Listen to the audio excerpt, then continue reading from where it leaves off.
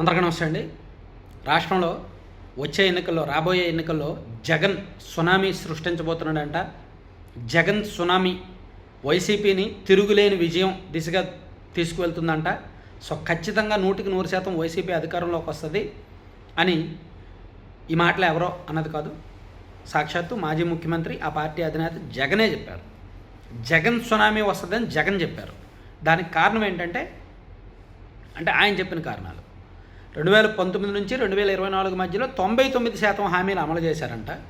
2024 తర్వాత కూటమి ప్రభుత్వం వచ్చిన తర్వాత అన్ని వర్గాలను మోసం చేసి విధ్వంసకర పరిపాలన కొనసాగిస్తున్నారంట. అవి జగన్ గారు చెప్పిన కారణాలు సుమి.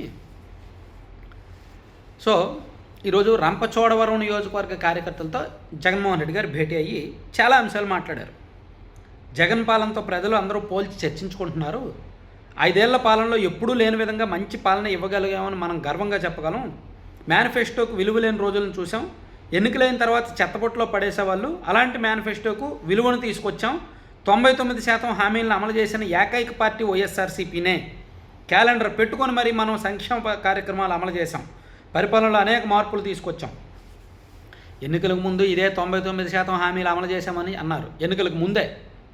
ఇప్పుడు ఎన్నికలైపోయి ఎన్నికల్లో దారుణంగా ఓడిపోయి 2 ఏళ్ల తర్వాత కూడా 99% హామీలు అమలు చేశామని చెప్తున్నారు. మనిషిలో ఎక్కడో ఒక దగ్గర ఏదో కోశాన్ని మార్పు వస్తుందేమో, జగన్మోహన్ రెడ్డి గారు మారితే మళ్ళీ అధికారంలోకి వస్తారేమో అని అనుకున్నా. ఎక్కడో నాకు అనిపిస్తుంది, అరే కూటమి మీద ప్రజల్లో వ్యతిరేకత పెరుగుతుంది కదా, కూటమికి మైనస్ మార్కులు పడుతున్నాయి కదా, ప్రజా వ్యతిరేకత పెరుగుతుంది ప్రభుత్వం మీద. సో జగన్మోహన్ రెడ్డి గారికి ఏమైనా అనుకూలంగా మారుతుందేమోనని నాకు ఎక్కడో అనిపిస్తుంది, భయం వేస్తుంది. కానీ జగన్మోహన్ రెడ్డి గారి స్పీచ్, జగన్మోహన్ రెడ్డి గారు ఈ మీటింగ్లో చూసిన తర్వాత అమ్మయ్య, ఈ జగన్ గారు ఆ జగన్ గారే కాబట్టి భయం అక్కర్లా, మళ్ళీ గెలవరు, మళ్ళీ గెలిచే అవకాశం లేదు అని అప్పుడు ధీమా వస్తుంది.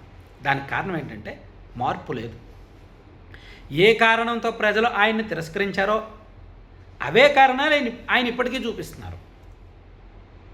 99% హామీలు అమలు చేశామని ఒక 990 సార్లు లేదా 9999 సార్లు చెప్పుంటారు.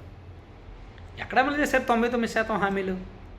మెగా డిఎస్సి ఇస్తామన్నారుగా, వైసీపీ హయాంలో ఇవ్వలేదుగా. జాబ్ క్యాలెండర్ ప్రతి సంవత్సరం ఇస్తామన్నారుగా, ఇవ్వలేదుగా. 25 లక్షల మహిళలకు ఇల్లు కడతామన్నారుగా, కట్టలేదుగా. మద్య నిషేధం చేస్తామన్నారుగా, చేయలేదుగా. సిపిఎస్ రద్దు చేస్తామన్నారుగా, చేయలేదుగా. ఇలా చెప్పుకుంటూ వెళ్తే అమలు చేయని హామీలు చాలా ఉన్నాయి కదా. సో 3 లక్షలకు పైగా ఆర్ఓఎఫ్ఆర్ పట్టాలు గిరిజన కుటుంబాలకు ఇచ్చాం. రాష్ట్రంలో 17 మెడికల్ కాలేజీలు తెస్తే పాడేరులో, పార్వతీపురంలో, ఏజెన్సీ ప్రాంతానికి ముఖదారమైన నర్సీపట్నంలో 3 తీసుకొచ్చాం. కరెక్టే.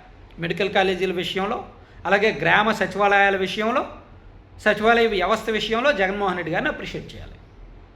కానీ అలాగని వాటినే పట్టుకొని జగన్మోహన్ రెడ్డి గారు మళ్ళీ గెలుస్తారని చెప్పలేం. మంచి 3 వంతులు ఉంటే చెడు 30 వంతులు ఉందన్నమాట జగన్మోహన్ రెడ్డి గారి పరిపాలనలో. సో అందుకే ప్రజలు తిరస్కరించింది ఎందుకు అని ఇప్పటి వరకు కారణం తెలియదు. ఈవీఎంలు అంటే కారణం తెలిసినా బయటకు ఒప్పుకోవట్లా.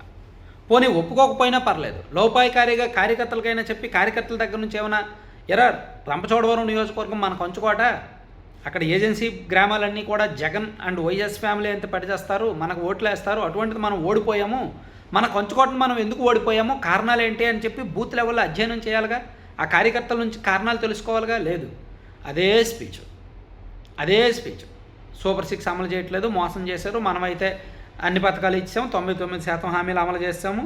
సో చంద్రబాబు పాలనకు త్వరలోనే ముగింపు, మరో ఏడాదిన్నరలో తన పాదయాత్ర కూడా ప్రారంభమవుద్దని జగన్మోహన్ రెడ్డి గారు చెప్పారు. సో మొత్తానికి తన పాదయాత్ర ఏడాదిన్నర అంటే 2027 ఎండింగ్లో పాదయాత్ర మొదలు పెడతారేమో. అయితే నేను అనుకోవడం 2027 జూలైలో మొదలు పెడతారేమో అనుకున్నా, అంటే మరో ఏడాదిలో మొదలు పెడతారేమో అనుకున్నా. కానీ ఏడాదిన్నరలో అని చెప్తున్నారు. అంటే ఏడాదిన్నరలో ఆయన పాదయాత్ర చేసే వరకు ఆయన బయటకు రారు అనేది అయితే fix. And padayatra date fix అయింది. జగన్ 2.0 అంటే ఏంటో చూపిస్తా. సో జగన్ సునామీ రాబోతోంది వచ్చే ఎన్నికల్లో అని చెప్తున్నారు. అమ్మఒడి ఎగ్గొట్టారు.